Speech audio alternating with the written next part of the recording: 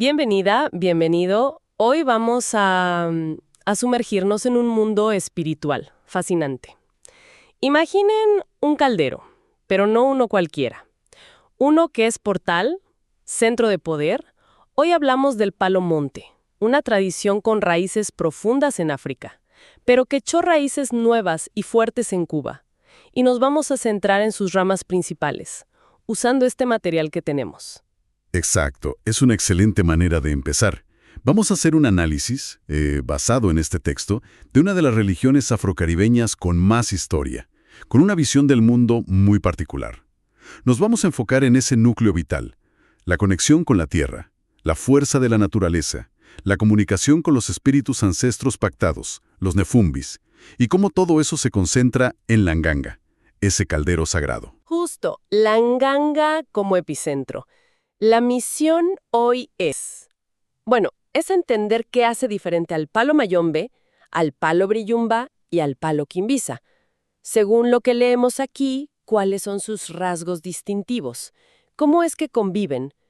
Básicamente, como de una misma raíz congo salieron ramas tan particulares. Venga, vamos a meternos de lleno. Primero, pongamos las bases. ¿Te parece?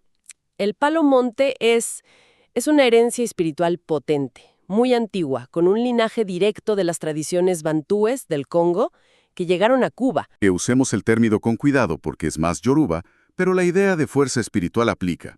Se basa en esa trilogía. La tierra como fuente de poder.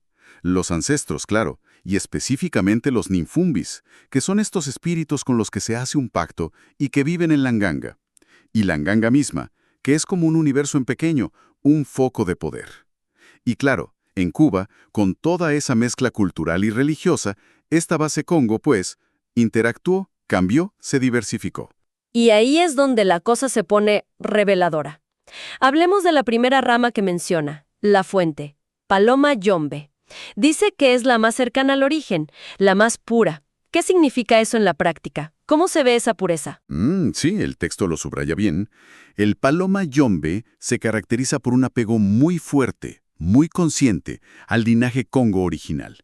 Es la rama que, digamos, ha guardado con más células formas antiguas, los rituales, la cosmovisión. Se le considera la más estricta, la más ortodoxa. Y su práctica se centra muchísimo en la comunicación directa, intensa, con el mfumbi que vive en esa nganga, en particular, y también con los empungos. Y aquí es importante lo que dice el material. Los empungos no son orishas, yorumas, son otra cosa. Son fuerzas de la naturaleza, energías primordiales que rigen el cosmos, más como potencias, a veces menos personalizadas que los orishas, aunque la gente busque equivalencias. Esa diferencia entre empungos y orishas es clave, sí, para no simplificar demasiado. Y esa intensidad de Mayombe, ese enfoque tan directo, ¿cómo se nota en sus ceremonias?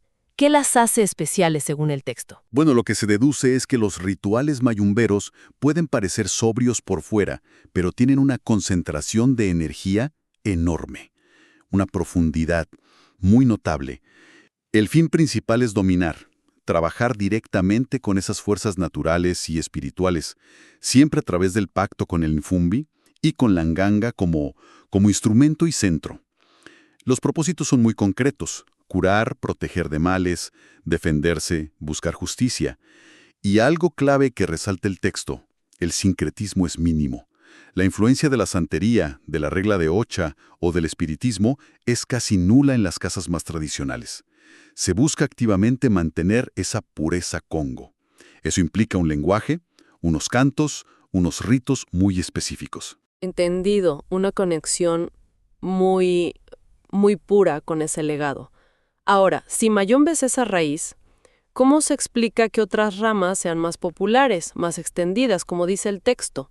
Ahí entra la segunda, palo briunumba o briundumba. ¿Qué la distingue? ¿Por qué se difundió más? Aquí hay una dinámica muy interesante que el texto ayuda a ver. El palo brundumba es como un punto medio, un equilibrio. Mantiene la base fuerte del culto congo, la nganga, el enfumbi, los ritos esenciales. Pero, y esto es lo clave, muestra una apertura mayor. Ha integrado influencias de la regla de Ocha de forma más natural, más evidente. Y esa flexibilidad, esa capacidad de adaptarse, seguramente explica por qué es la más extendida, la más conocida popularmente. O sea, no es que deje lo congo, sino que dialoga más con lo yoruba que había en Cuba, como un puente entre culturas. Donde el sincretismo se dio de forma más fluida, más orgánica que en Mayombe. Briyumba adopta elementos de Ocha con más facilidad.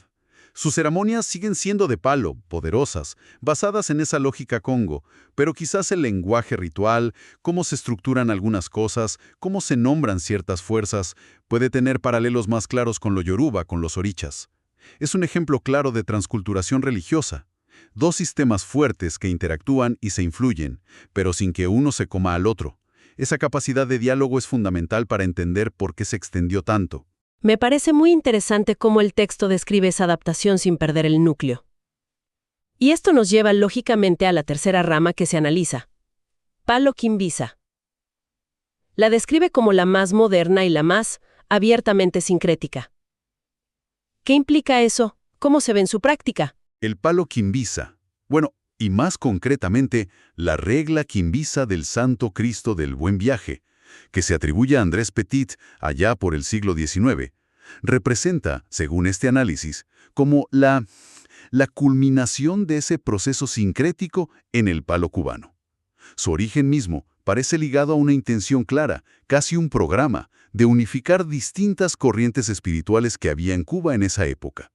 Buscó crear una síntesis que juntara no solo el palo monte, congo, y la regla de Ocha, yoruba, sino también cosas importantes del espiritismo, sobre todo el kardeciano, con sus misas espirituales, y hasta elementos del catolicismo popular cubano. Fue una búsqueda deliberada de una vía que integrara todo eso. Una mezcla verdaderamente compleja. ¿Y cómo se ve esa voluntad integradora en sus templos, en el día a día de la gente de Quimbisa? Se ve bastante claro, como indica la fuente. En sus casas de culto, en sus munanzós, es normal ver las gangas al lado de imágenes católicas, crucifijos, santos, que muchas veces se identifican con umpungos o con orichas, en esa mezcla. Y también es muy común la bóveda espiritual, ese altar típico del espiritismo cruzado cubano, para los guías espirituales de cada persona. Quimbisa, por su historia, por su filosofía, es la rama más permeable, más abierta a integrar activamente cosas de otras tradiciones. A veces, esto ha hecho que se vea como una vía quizá más accesible para gente que viene de otros caminos religiosos, ¿no? Facilitando entrar en este mundo espiritual. Claro, esto nos lleva a pensar, y el texto lo sugiere, en cómo funciona el sincretismo, cómo las religiones no solo viven juntas, sino que se mezclan, se reinterpretan, cambian. En lugares con tanta diversidad como Cuba, es un fenómeno riquísimo de estudiar. Tenemos entonces 3 caminos claros en el material. Mayombe, buscando preservar la pureza congo; Briyumba, encontrando un equilibrio, mezclando con Ocha y extendiéndose mucho; y Quimbisa, la más moderna, la que fusiona palo, Ocha, espiritismo y catolicismo de forma consciente. Pero aquí viene algo clave que el texto remarca mucho. Insiste en que no hay una rama mejor o superior. No hay jerarquía de valor. ¿Cómo interpretamos eso? Ese punto es fundamental, absolutamente central para entender bien. Si volvemos a la esencia del palo monte, más allá de la etiqueta Mayombe, Briyumba, Quimbisa, el poder real, la fuerza operativa, el Aché, si quieres llamarlo así, reside en la nganga. Reside en la naturaleza y la fuerza del enfumbi que vive ahí, en el pacto que se hizo con ese espíritu en particular. Y, igual de importante, reside en la capacidad, el conocimiento, la rectitud, el Aché personal del Tatanganga o la Yayanganga que maneja esa nganga.